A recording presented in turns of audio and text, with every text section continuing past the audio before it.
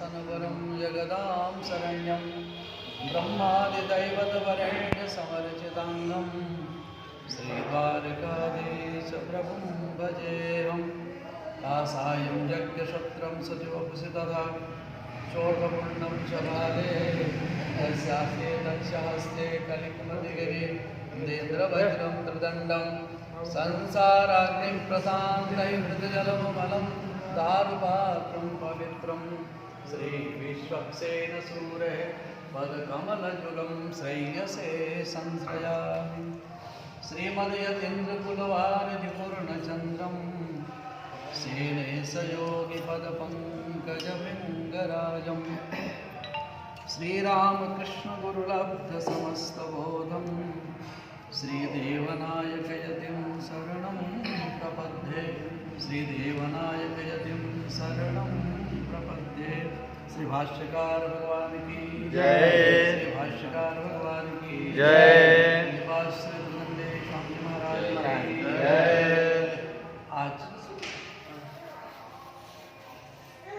श्रीमद् जगदाचार्य रामानुजाचार्य परमाचार्य विश्वक्सेनाचार्य श्री तदंड स्वामी महाराज सिद्धाश्रम बक्सर, जितने भी स्वामी जी के मंदिर हैं उन सब मठ मंदिरों में बड़े ही धूमधाम से पुण्यतिथि मनाया जा रहा होगा।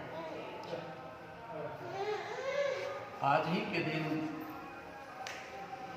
2000 ईस्वी में मार्गशीर्ष कृष्ण दशमी के दिन श्री तदंडी स्वामी जी ने ये पांच भौतिक शरीर का परित्याग करके भगवान श्रवण नारायण के दिव्य वैकुंठ को प्रस्थान किया था। श्री तदंडी स्वामी जी महाराज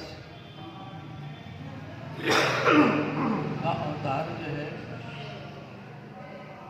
हमारे यहाँ अवतार ही माना जाता है, जन्म नहीं माना जाता है तदंडी स्वामी, क्योंकि वे विलक्षण महापुरुष थे, एक दिव्य महापुरुष थे जिनके तपस्या से प्रसन्न होकर के साक्षात लक्ष्मी जी दूध पिलाने के लिए आया करती थी, जिनके तपस्या से प्रसन्न होकर के साक्षात भगवान नारायण दर्शन दिया करते थे।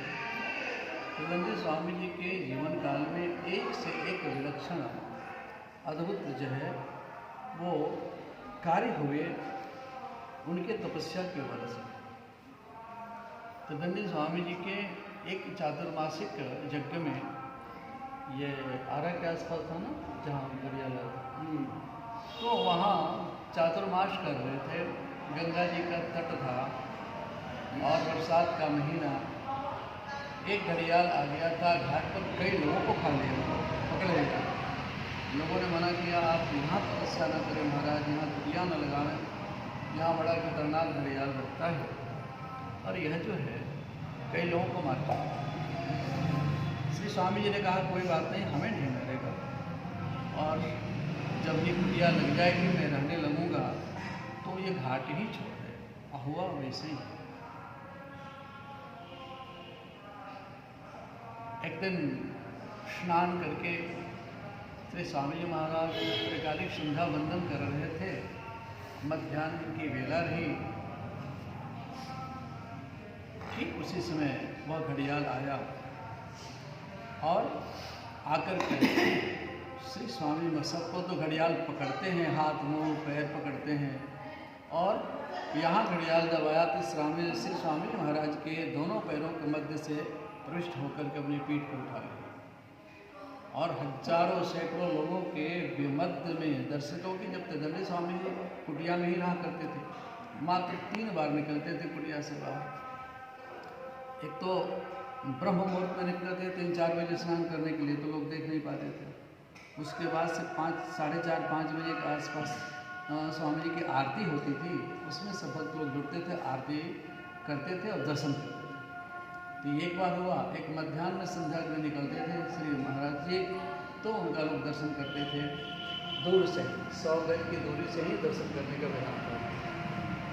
और उसके बाद जो है फिर शाम को जब संध्या वंदन करने के लिए निकलते थे प्रवचन के बाद, तो जाके गंगा जी के तट पर दर्शन सबके सामने सबने अपने आंखों से देखा कि वह घड़ियाल जो है कई चक्कर जो है श्री महाराज जी को बिठा करके अपने पीठ पर और चक्कर लगाया, फिर लाके घाट के सामने घाट के पास आकर खड़ा हो गया। महाराज जी उससे उतरे और अपना जो बचा अवशिष्ट जो नित्य कर्म था किया महाराज जी ने। उसके बाद से वह घड़ियाल को ही दिखाया। कटा हुआ केले का जो वृक्ष होता है उसमें फल लगे ऐसा नहीं देखा कर, लेकिन एक चातुर्मास में वो यज्ञ का समय था, तो यज्ञ के लिए व्यापक तैयारी होती थी। जब चातुर्मास श्री स्वामी महाराज करते थे तो लोग जो है वो खूब उनके 100 मीटर के दूरी में उनका जो होता था ये कुटिया के चारों तरफ से बांस का बेड़ा वगैरह लगता था, फलपति इत्यादि सब होता था। अब यज्ञ का समय था तो थोड़ा सजावट करनी थी, केला का खम्भ जो है काट काट के ले आके लोग लगाते। इस स्थिति ऐसी आई कि जब के बाद वह केले का जो वृक्ष है वो उसमें तंतु आ गए और वो पकड़ लिया और आगे चलकर वो फैला गया। ऐसे बहुत सारे उनकी जो है द्वारा किए तपस्या का दिव्य फल था। उन्होंने 108 से ज़्यादा ग्रंथों का उन्होंने अपने हाथ से ये क्या रचना किया या उसकी व्याख्या की, ये सब कार्य किया उन्होंने। श्री त्रिवेंद्र स्वामी जी पैदल ही पूरे भारत की परिक्रमा, पूरे उत्तर भारत से परिक्रमा करते करते जब दक्षिण भारत में गए, दक्षिण भारत वाले उत्तर भारतीय विद्वानों को समझते नहीं थे, संतों को समझते नहीं थे। आज भी यहाँ से जाए जो भी संत जाएं उनकी कोई विशेष मर्यादा नहीं है, लेकिन जो विद्वान संत होते हैं अपने विद्वत्ता के बल से जो वहाँ थाक जमाते हैं। तो आज के तारीख में से विद्या भास्कर से वास्तव वैसे तो गए तो दंडे स्वामी तो वहाँ बहुत जबरदस्त शास्त्रार्थ हुआ था, बहुत जबरदस्त शास्त्रार्थ हुआ। शास्त्रार्थ में ये दक्षिण भारत के विद्वान परास्त हो गए। उसके बाद से तब कांचीपुरम में जो है श्री स्वामी जी को जो इस प्रकार से सम्मान किया गया और जगदाचार्य के पद पर उनको, जगत गुरु तो बहुत है, जगदाचार्य कोई जगत गुरु के पद पर उन्हें। और फिर तो इस प्रकार से अनेक जो है श्री स्वामी जी के चमत्कार हुए हैं। चमत्कार को नहीं करेंगे, चमत्कार तो मदारी दिखाता है, लेकिन तपस्या का प्रभाव दिखा है। ऐसे ही एक बार जो है उनके गाली में भी आशीर्वाद हुआ, गाली में आशीर्वाद हुआ। बहुत क्रोधित होकर के बड़े क्रोधी थे, क्रोधी होना जरूरी भी था, क्योंकि क्रोधी ना होते तो लोग उनको टूट पड़ते उनके क्रोध के कारण, गुस्सा के बोलने के कारण लोग दूर दूर रहते। फिर भी कुछ लोग हट करके आते थे। गाली यदि मिल गया तो आशीर्वाद है, खड़ाऊँ यदि मिल गया तो परम आशीर्वाद हो गया। तो एक कोई जमींदार सेठ थे, उनको कोई संतान ही नहीं, तो बहुत परेशान थे। तो बहुत परेशान थे, पहले परिवीर भी लगाया लेकिन किसी का हिम्मत ना हो जाने के हैं।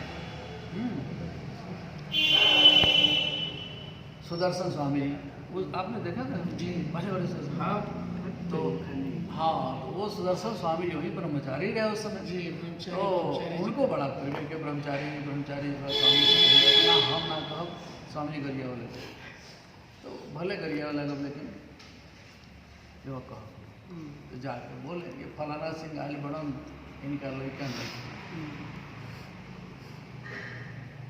तो बड़े कटु शब्द स्वामी ने कहा, तो कहा हम एक लड़का हो खाए, एक लड़का हो खाए, हमारा लड़का थे बेटे, साधु के लिए लड़का रहेला। और चुपचाप बेचारे सुनते रहे। फिर स्वामी जी ने आशीर्वाद दिया कि जा तेरा बेटा हो। बस समय आता वास्तव में हुआ।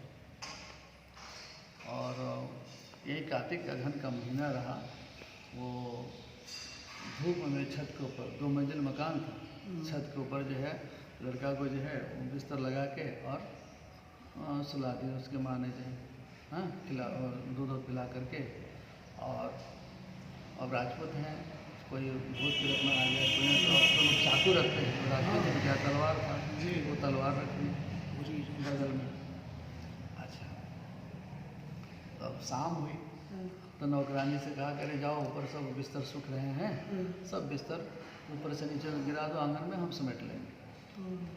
तो वो गई तो सारा जो भी बिस्तर फैलाया हुआ था वो तो नीचे गिराई, ऊपर से वो बालक जो लेटा हुआ था उसको हाँ वो सोची कोई कंबल है बिस्तर है, ऐसे उठाई लेकर दब से और 2 मंजिल से वो बालक गिरा, लेकिन उस बालक को कुछ भी नहीं।